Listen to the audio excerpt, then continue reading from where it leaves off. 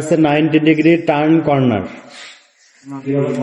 তারপরে কি ground training, city driving, তারপরে কি sensitivity test, up and down shift, কি lateral parking, road training, highway driving, এটা কি পার্সোমেটিজম, তো limited door driving, ramp, union BI, কি lateral, snow driving, listening test, well cover, reverse training, eight shape, mountain driving, তারপরে কি stability test, undulating road, car driving. এগুলো সবগুলো আলাদা আলাদা কাজ। আমরা যদি এটা গ্রাউন্ড ট্রেনিং দেখাই, কি এই যে মাঠ, তাই না? আমরা একটু ওপেন করে দেখাই কেমন হবে।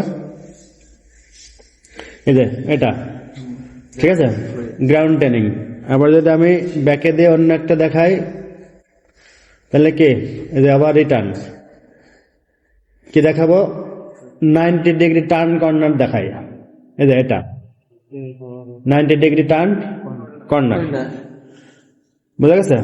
এই টার্নগুলো নেওয়া, তো এইগুলো একটু সেন্সিটিভ বিষয়, এগুলো কি ধাপে ধাপে শিখতে হবে। আমরা আবার ব্যাকে দেই, দিয়ে হ্যাঁ আমরা প্রথম থেকে শুরু করব, আমরা সবগুলোই চালাবো, ঠিক আছে? এই যে ড্রাইভিং র্যামটা একটু দেখি, র্যামটা কেমন।